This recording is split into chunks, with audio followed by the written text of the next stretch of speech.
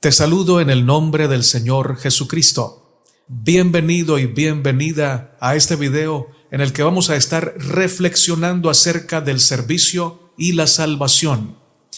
Qué importante es el servicio en el plan de la redención.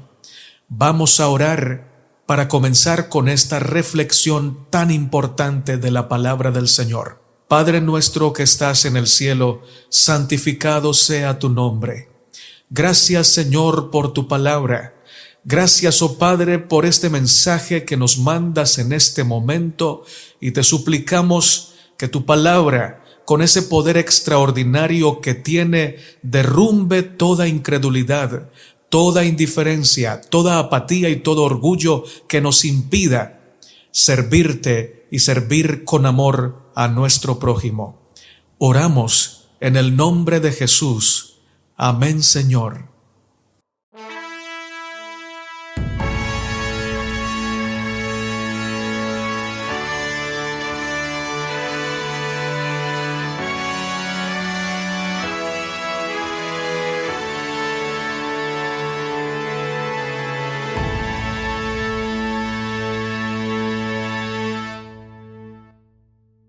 El servicio cumple un rol muy importante en el plan de salvación del Señor, porque precisamente Dios, que es nuestro ejemplo máximo, vive para servir. No es que Dios se haya inventado el servicio como una estrategia de impactarnos. No es que Dios se haya inventado el servicio para parecer amable y bueno, sino que Dios es bueno, sino que Dios es amor y por eso sirve. Donde hay amor, siempre hay servicio, servicio abnegado, servicio que se sacrifica para manifestar ese amor. Y el Señor está muy interesado en mostrarnos cómo debemos servir y por qué debemos servir.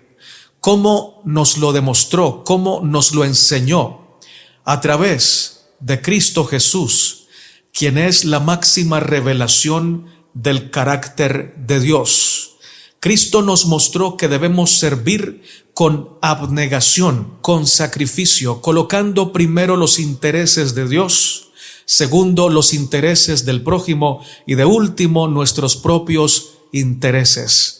Esa precisamente es la abnegación, la capacidad de negarnos a nosotros mismos para exaltar los deseos de Dios y bendecir a nuestros semejantes.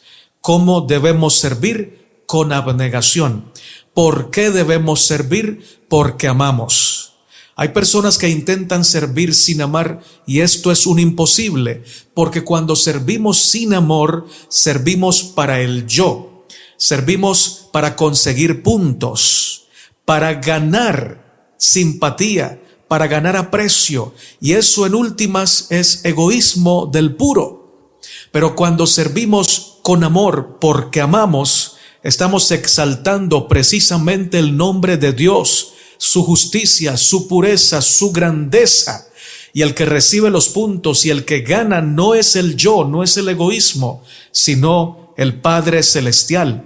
Ya lo dijo el Señor Jesucristo, para que vean vuestras buenas obras y glorifiquen a vuestro Padre que está en los cielos, así alumbre vuestra luz. O en otras palabras, así deben servir. Así que, mis hermanos, miremos lo que nos dice la palabra de Dios sobre el Señor Jesucristo. Busquemos por favor en la Biblia a Isaías capítulo 42, versos 1 y 2. Miren cómo testifica el Espíritu Santo acerca de la calidad de servicio del siervo de Dios, que en este pasaje se refiere a nuestro amado Señor Jesucristo. He aquí mi siervo, yo le sostendré, mi escogido en quien mi alma tiene contentamiento. He puesto sobre él mi espíritu, él traerá juicio a las naciones. Leamos el 1. Me gusta resaltar de este pasaje que el Señor es manifestado en la Biblia como el siervo. Y cada vez que leemos algo acerca del Señor Jesucristo, debemos saber que también lo decimos acerca del Padre y del Espíritu Santo, porque ellos tres son uno, comparten atributos, comparten el mismo propósito, la misma misión, la esencia del carácter. Si se dice que el Señor Jesucristo es el siervo o el siervo de Dios, quiere decir que el Padre también es siervo, que se deleita en servir, que se deleita en darse por completo, que se deleita en amar. Y esa es precisamente la naturaleza de Dios: amar, darse, sacrificarse para mostrarnos cuánto nos ama. Pero la naturaleza humana es contraria a esta naturaleza divina. Es contraria al amor, contraria al servicio. Por lo tanto, necesitamos urgentemente un cambio de naturaleza para poder servir como el Señor vino a servir.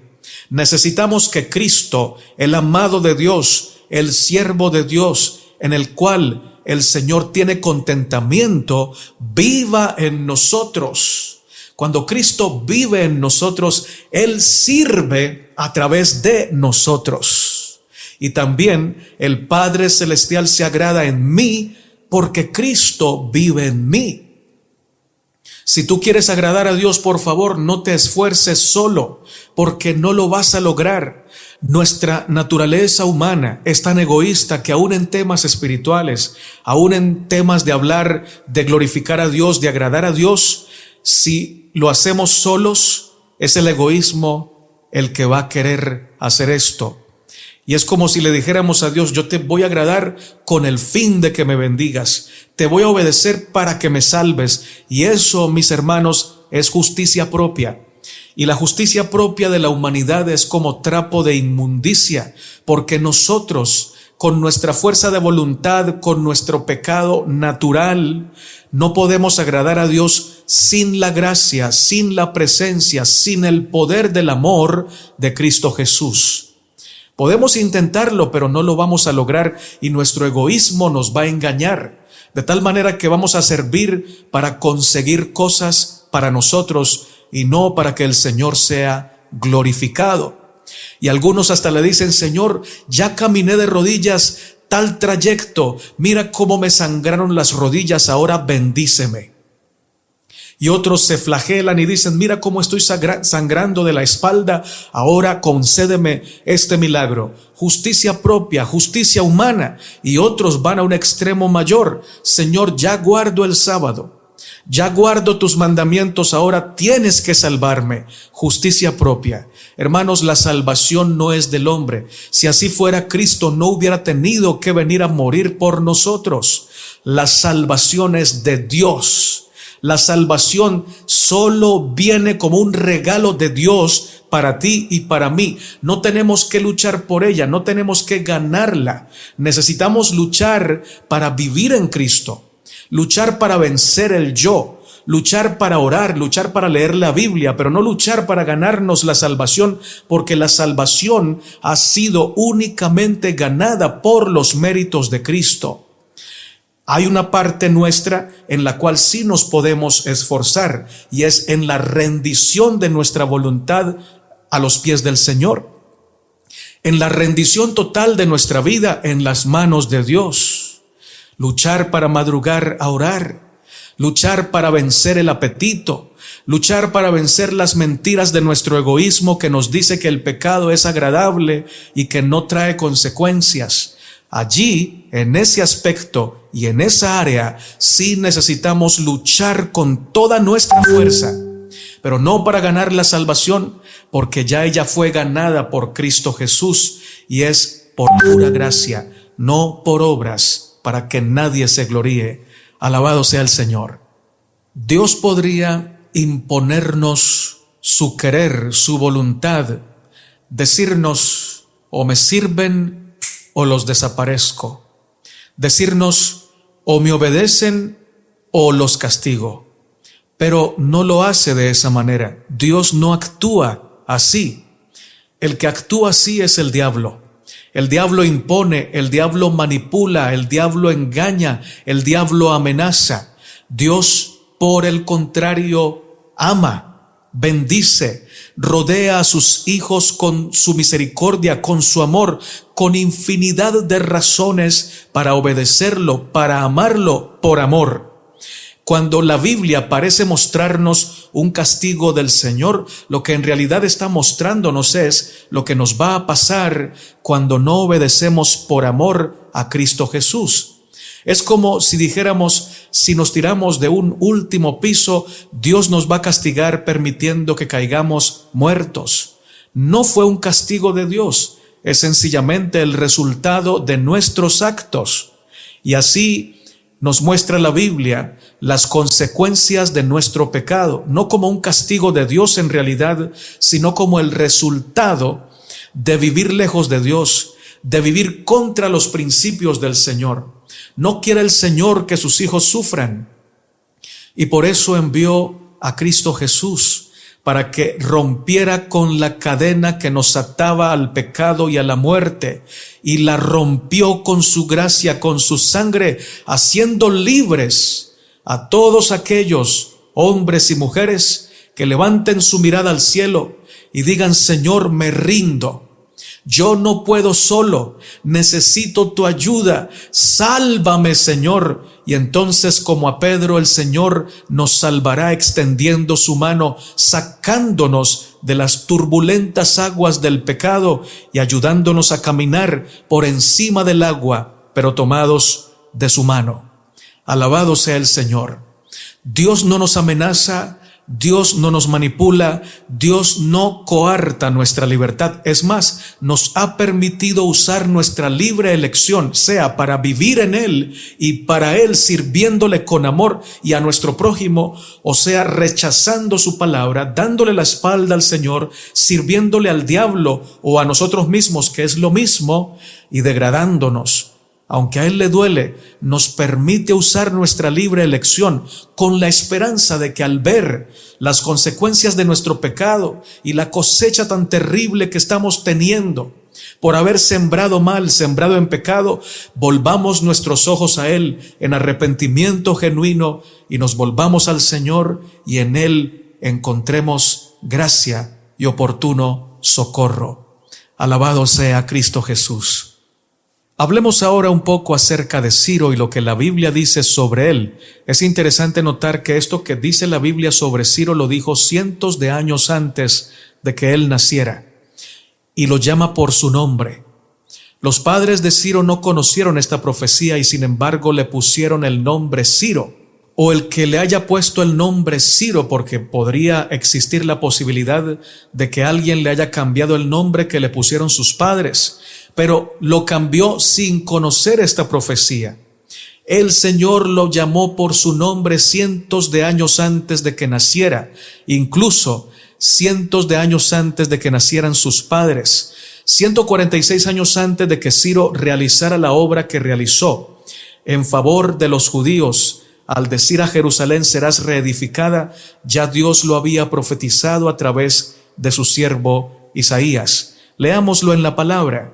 Dice Isaías 44, 24 en adelante: Así dice Jehová tu Redentor, el que te formó desde el vientre. Yo Jehová que lo hago todo, que extiendo solo los cielos, que extiendo la tierra por mí mismo, que deshago las señales de los engañadores y enloquezco a los agoreros, y que hago tornar atrás a los sabios y desvanezco su sabiduría. Yo, quien confirma la palabra de su siervo y cumple el consejo de sus mensajeros, que dice a Jerusalén serás habitada, y a las ciudades de Judá seréis reedificadas, y yo levantaré sus ruinas, que dice a las profundidades secaos, y tus ríos haré secar, que dice de Ciro, él es mi pastor, y cumplirá todo lo que yo quiero, al decir a Jerusalén serás edificada, y al templo serán echados tus cimientos. Ciro comprendió la palabra porque alguien se la mostró. Otro siervo de Dios le mostró lo que el Señor había profetizado de él. Ciro conoció al profeta Daniel, porque Ciro tomó el reino de Babilonia justo en el tiempo de Belsasar. a quien Daniel le profetizó que su reino sería entregado a los medos y a los persas. Cuando Ciro llega y se da cuenta que este profeta de Dios era un siervo de Dios tan respetado en Babilonia y que había hecho profecías que se habían cumplido, seguramente Daniel aprovechó para mostrarle la profecía de Isaías, y Ciro fue impactado profundamente por la palabra del Señor, por la profecía que cientos de años, y valga repetirlo muchas veces, Dios había dicho por boca de su siervo Isaías y la había dejado escrita en su palabra. Ciro, al leer esta profecía impactante, decidió convertirse en el siervo que Dios decía que era, diciéndole a Jerusalén a través de edictos: serás edificada y al templo serán echados tus cimientos. Ciro no estaba obligado a cumplir la profecía, pero Dios, que ve todo por anticipado, sabía que Ciro, al darse cuenta la misión que Dios tenía para él, la iba a cumplir. Qué impresionante es la palabra del Señor. Ciro, siendo un gobernante pagano, decidió convertirse en un siervo del Señor, y Dios lo llama mi pastor, lo llama mi ungido. Un pagano que decidió obedecer la palabra se convirtió en un medio a través del cual el Señor bendijo a su nación. Y es que cada vez que tú y yo nos disponemos a hacer lo que Dios manda en su palabra, nos convertimos por su gracia en medios a través de los cuales el plan de redención se lleva a cabo. Entramos a participar del plan de la redención y a ocupar un puesto de honor en ese plan. ¿Qué más puesto de honor que reflejar el carácter de Cristo? Obedeciendo su palabra, siendo siervos de Dios humildes, abnegados. Los siervos de Dios no están buscando puestos altos, no están buscando dinero, no están buscando fama. Eso les llega porque el Señor se los da, pero no porque lo buscan, porque en realidad el siervo de Dios lo que busca es servir, lo que busca es exaltar a su Señor, a su Rey, a su Maestro. ¿Y cómo lo hace? Viviendo la palabra. Lejos de la palabra de Dios no hay servicio en el Señor, porque la palabra de Dios testifica de Cristo, y Cristo es el siervo de siervos. Qué privilegio ser como Ciro, conocer lo que dice la palabra y disponernos para hacer lo que ella dice. Recordemos esto: no podremos hacer lo que dice la palabra, no podemos servir como dice la palabra sin Cristo. Cristo es el centro de la palabra y por lo tanto debe ser el centro de nuestra vida para que podamos hacer lo que dice la Biblia, para que podamos servir como lo dice el Señor. Dios pudo elegir venir a nacer a la tierra como rey, como un hombre externamente poderoso, llamativo, sometiendo a todos a sus pies, pero eligió venir a la tierra a vivir mansa y humildemente, no como un emperador o un mandamás, sino como un sencillo siervo, un varón de dolores experimentado en quebranto. De esta manera nos mostró la forma como el cielo ve el amor, como el cielo quiere mostrarle al universo que debe prevalecer el amor, no con fuerza, no con imposición, no con manipulación, sino con sacrificio, con abnegación, con servicio. En el gran conflicto hay dos formas de ver la vida, de vivir la vida y de ver el mundo. Dos formas de querer imponerse o prevalecer. La forma satánica, que quiere imponerse a toda costa, usando la fuerza, la manipulación, el engaño, la satisfacción del placer y la exaltación del ego. O la otra forma, que es la sublime manifestación del amor de Dios, con humildad, bajando del trono para subir a la cruz, dejando la gloria para venir a nuestra oscuridad, para sufrir con nosotros y mostrarnos su luz. Dios nos manifiesta que la estrategia que Él siempre va a usar para gobernar será la estrategia del amor que se entrega, del amor que sirve, del amor que se sacrifica para salvar. ¿Cuál ejemplo entonces vamos a seguir? ¿Cómo procederemos en nuestra vida cotidiana? ¿Con la estrategia satánica o con el amor de Dios? Decíamos ahora que Ciro se dispuso, que Ciro no fue obligado por el Señor. Decíamos que él, con su propia voluntad, con su libre elección, decidió hacer lo que la palabra decía. Y fue de gran bendición para su vida, pero también de gran bendición para los judíos y por extensión de gran bendición para nosotros. Porque lo que Ciro hizo fue preparar el camino para que cientos de años después el Mesías pudiera venir. Y a Ciro se le llama un Mesías con minúscula, pero al fin y al cabo un ungido por Dios para realizar una obra especial. Así también pasa contigo y conmigo.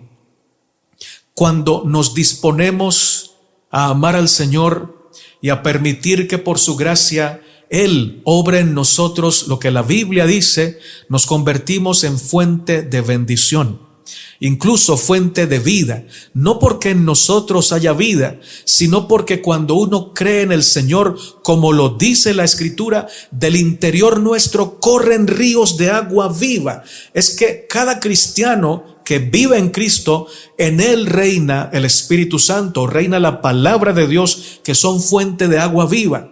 Por lo tanto, este cristiano, por depender de Dios, se convierte en un canal de bendición, un canal de vida para otros.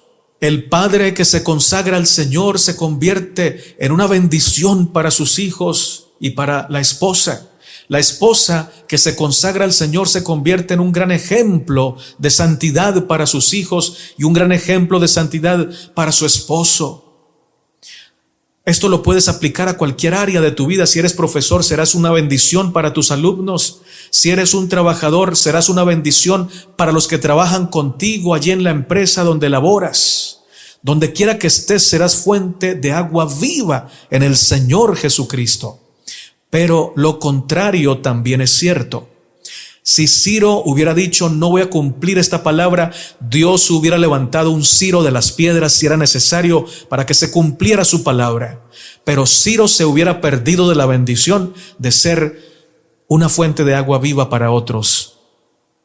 Si el padre de familia no se consagra al Señor y se consagra al yo, a los placeres, al pecado, se convierte en una fuente de mal, fuente de pecado y fuente de miseria y muerte para sus hijos, que por la gracia de Dios podrían no seguir su ejemplo, pero sufrirían al ver a su papá en esa situación. Y otros, más tristemente, se verían tan influenciados por el ejemplo de papá o de mamá no consagrada o no consagrado, y seguirían el ejemplo y lastimosamente participarían del pecado de sus padres. No seamos hombres y mujeres fuentes de mal, fuentes de pecado. Seamos hombres y mujeres fuentes de vida, fuentes de amor, fuentes de servicio, que podamos servir sin cansarnos. He escuchado a varias personas decir, es que yo siempre ando sirviendo y nadie me sirve, nadie piensa en mí, yo siempre ando pensando en los demás. Hermanos, así no habla un cristiano. Eso lo dice el corazón egoísta. Porque el cristiano entre más sirve, más recibe de Dios. Si en realidad servimos con amor, Dios jamás va a permitir que nos sintamos insatisfechos, porque entre otras cosas, las personas más felices son las personas que sirven por amor. Son las más felices, las más satisfechas, porque es más bienaventurado servir que ser servido, dar que recibir. Alabado sea el Señor, bendito sea su nombre. Si leemos u oímos la presentación de un famoso, bien sea un cantante, un político, un poderoso de la tierra, notaremos que el comunicador se asegura de que todos se enteren de lo poderoso que es, de las cosas que ha logrado, de los títulos que tiene. Y todas estas cosas deben anteceder a la mención de su nombre para que la gente diga, oh, wow, qué poderoso es, qué grande es, cuánto talento tiene. Pero Dios se presenta a sí mismo como un siervo, como el que sirve, como un varón de dolores experimentado en quebrantos, como alguien dispuesto a despojarse de todo con tal de exaltar la ley de Dios y salvar a la creación del pecado, ese es Cristo Jesús.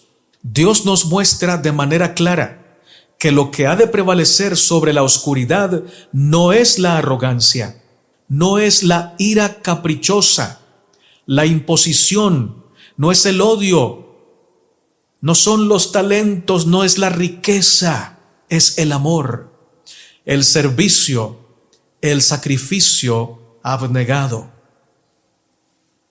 Dice el comentario bíblico adventista, el Cristo no era como los maestros de sus días. La ostentación, exhibición y jactancia de piedad reveladas en los sacerdotes y fariseos no eran propias de él. Cristo veía la obra de los sacerdotes y los gobernantes. Los afligidos y angustiados, precisamente los que necesitaban ayuda, eran tratados con palabras de censura y reproche, pero él se abstuvo de pronunciar cualquier palabra que quebrantara la débil caña. Estimulaba el débil pábilo humeante con fe y esperanza y no lo apagaba. Alimentaba su rebaño como un pastor, tomaba las ovejas en sus brazos y las llevaba en su seno. Comentario bíblico adventista, tomo 4, sección comentarios de Elena de Huay, comentando a Isaías 42. En el tema que hemos estudiado esta semana, notamos cómo el Señor se presenta como un siervo, y de hecho es el siervo de los siervos.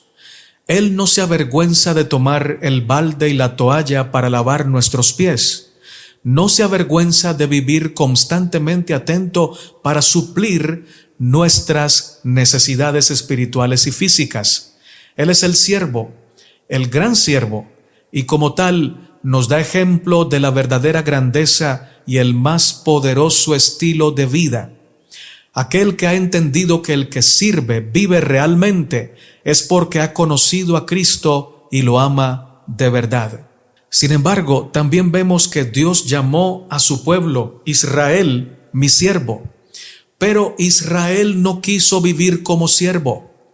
Por su constante apostasía y por correr tras los ídolos de las naciones, se envaneció y quería vivir en soberbia y en pecado. Somos lo que adoramos.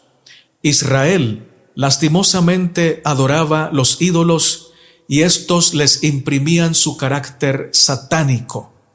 Es decir, si tú adoras un ídolo, te vas a parecer a ese ídolo, porque somos lo que adoramos, somos lo que alabamos.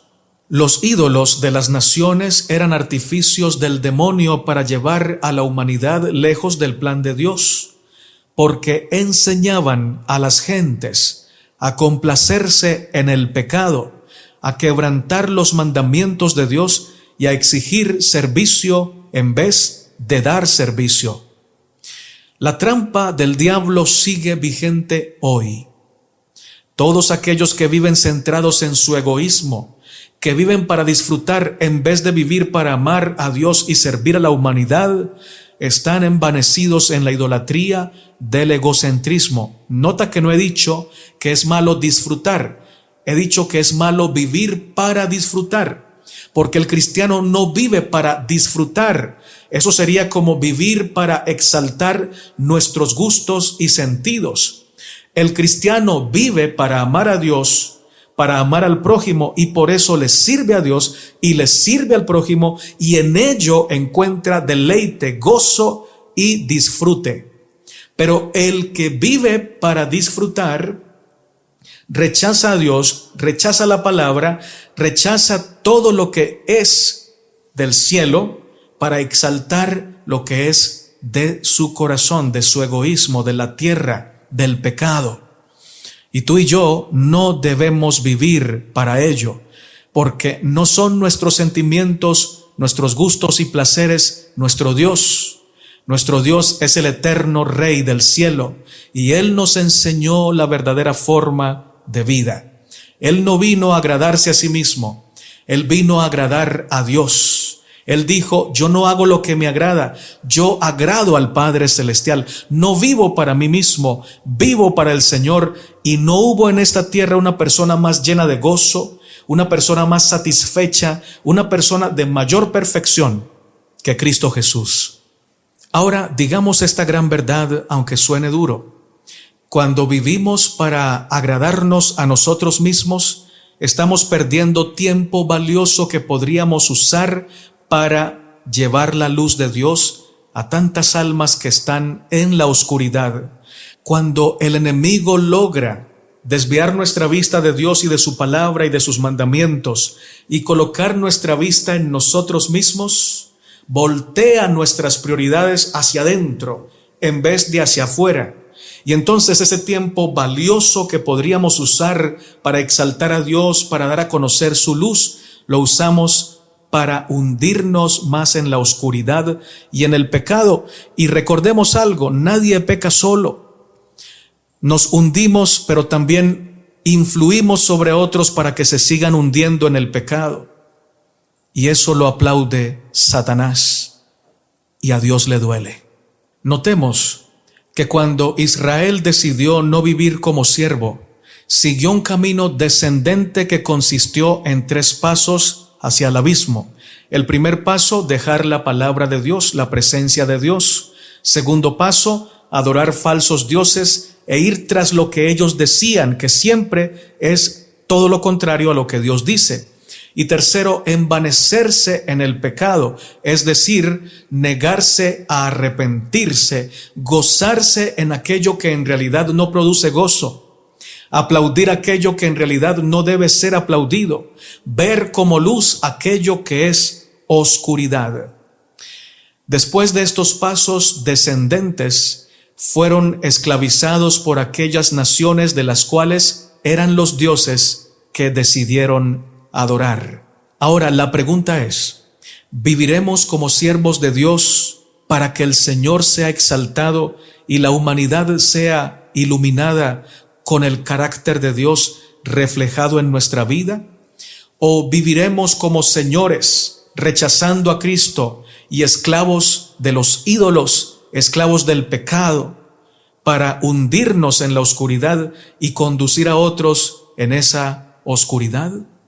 Decisión mía, decisión tuya, pero recordemos que vale completamente la pena ser siervos del Señor, porque Él sí lo ha dado todo por nosotros. Él sí ha pagado el precio para que seamos salvos en Él. Decidamos fervientemente que hoy saldremos de la trampa satánica por la gracia de Dios, que de ninguna manera renunciaremos a seguir el ejemplo del siervo de siervos y que viviremos en humilde dependencia del Señor, amándolo, guardando sus mandamientos y sirviendo con amor a todos, comenzando desde casa y extendiéndonos a todo lugar donde la providencia nos lleve. Amén por eso. Muchas gracias por quedarte hasta el final de este video. Gracias, hermano y hermana, por escuchar con atención la palabra del Señor. Vamos a orar para terminar. Oh Padre nuestro que estás en el cielo, Dios de Abraham, de Isaac y de Israel, cuán grande es tu nombre en toda la tierra. Gracias porque tu nombre y tu misericordia también es grande en nuestra vida, en nuestra experiencia, en nuestra familia. Gracias, Señor, porque todo lo que estamos atravesando, tú ya lo habías previsto y ya hiciste provisión suficiente, abundante y poderosa para que podamos salir más que vencedores de esta dura situación. A los que están pasando por momentos de prosperidad y de abundancia, permíteles saber que tú estás con ellos y que deben vivir en ti sin confiarse vanamente de lo material, sino siempre ser sabios para aferrarse a ti, porque hoy estamos bien y mañana no sabemos. Pero si estamos contigo hoy, mañana estaremos bien porque estamos centrados en ti. Que se haga tu voluntad en nuestra vida, para que aunque haya escasez, alabemos tu nombre, y aunque haya abundancia, alabemos tu nombre con sinceridad. Por favor, Señor, ayúdanos a ser conscientes de la importancia de servir con amor y por amor, de la importancia de recibir una nueva naturaleza en Cristo para poder vivir en Él y de esa manera agradar tu corazón. Oro por mis hermanas que me han pedido por sus hijas e hijos. Salva, Señor, a nuestros hijos. Oro por las personas que están pasando por un momento de angustia extremo. Tú sabes cuál es la situación. Por favor, fortalécelos, Señor. Rodéalos, oh Señor, con tu fortaleza y tu gran misericordia. Que sepan, Señor, que tú estás con ellos y que van a salir vencedores de esta situación, y luego quedará un gran testimonio de lo que están viviendo. Gracias por escuchar nuestro clamor y por responder aquel clamor que no sabemos pedir con palabras. Oramos en el nombre de Jesús. Amén, Señor. Amén. Recuerda que eres muy amado, muy amada por el Señor. Maranata, Cristo viene pronto. Amén.